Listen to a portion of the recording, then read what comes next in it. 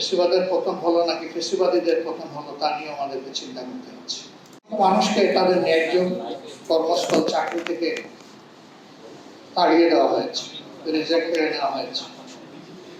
এই তাণ্ডবের জ্বালা সহ্য না করতে পেরে অনেকে দেশ ছাড়তেও বাধ্য হয়েছে।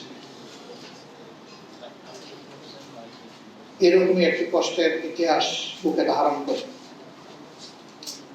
বাংলাদেশে গিয়ে চলছে। আল্লাহ তাআলার অশেষ মেহেরবানি, গত বছরের 5 তারিখ আগস্ট মাসের ফেসিবাদের পতন হয়েছে। এখন ফেসিবাদের পতন হলো নাকি ফেসিবাদীদের পতন হলো তা নিয়ে আমাদেরকে চিন্তা করতে হচ্ছে।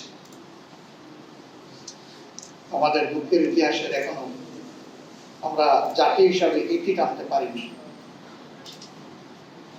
আপনারা সাক্ষী, প্রথম 3 দিন বাংলাদেশে কার্যত কোনো সরকার ছিল না। এরকম পরিবর্তন যে সমস্ত দেশে সংগঠিত হয়েছে সেখানে ব্যাপক জানমালের ক্ষয়ক্ষতি হয়েছে।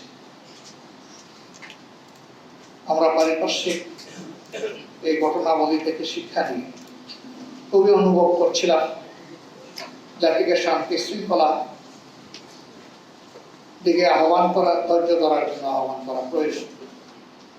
আমরা 5 তারিখ রাত্রেই সেই কাজটি করেছিলাম। প্রথমে আমরা আমাদের দলীয় সহকর্মীদেরকে অনুরোধ করেছিলাম সবাই যেন শান্ত থাকে, ধৈর্য ধরে এবং দেশকে স্থিতিশীল পরিবেশে ফিরিয়ে আনতে সহযোগিতা করে। এর পাশাপাশি আমরা দেশবাসীকে আহ্বান জানিয়েছি,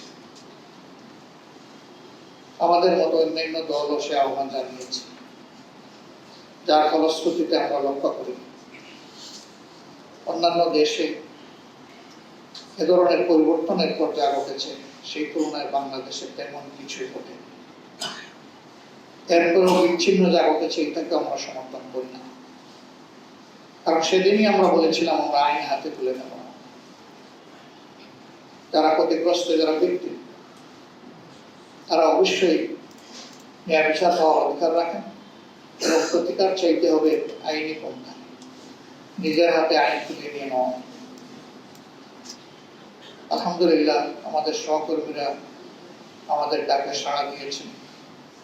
2-1 জায়গায় তার হালকা ব্যতিক্রম দেখা গেছে। সংগঠন এখানে যথাযথ পদক্ষেপ নিয়েছে, কারো মুখের দিকে তাকায়নি।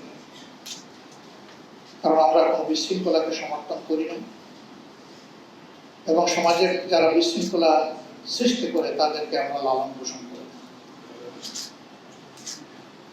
এই পরিবর্তনের পর আমাদের প্রথম অগ্রাধিকার ছিল ক্রন্দনরত শহীদ পরিবারগুলোর পাশে যাওয়া, দাঁড়ানো। দল হিসাবে নিশ্চয়ই আমাদের সীমাবদ্ধতা আছে, তারপরে মানবিক দায়িত্বের জায়গা থেকে আমরা চেষ্টা করেছি প্রত্যেকটি শহীদ পরিবারে পৌঁছে যাওয়ার, তাদেরকে সান্ত্বনা দেওয়া এবং একটা সংগঠন হিসাবে যতটুকু সম্ভব সেই সাপোর্টটুকু তাদেরকে আমরা দেওয়ার চেষ্টা করেছি। আমরা কৃতজ্ঞ, তারা আমাদেরকে সুযোগ করে দিয়েছে সেখানে যাওয়ার এবং আমাদের সাপোর্টও তারা অনুগ্রহ করে গ্রহণ করেছে। তারা গ্রহণ না করলে আমরা এই সুযোগটা নিতে পারতাম। এই জন্য আবারও তাদের প্রতি আমরা কৃতজ্ঞতা চাই। এরপরে অগ্রাধিকার আমাদের ছিল আহত এবং পঙ্গু যারা হয়েছে তাদের দিকে নজর দেওয়া, কিন্তু এই চাপটা এত বিশাল।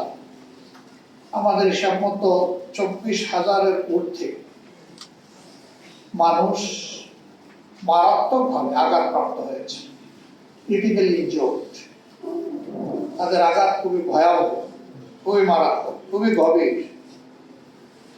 এদের মধ্যে প্যারালাইজড ভাই বোনেরাও আছে। এই চ্যাপ্টারে আমরা খুব বড় কিছু করতে পারিনি, কিন্তু আমরা তাদের সাথেও আছি।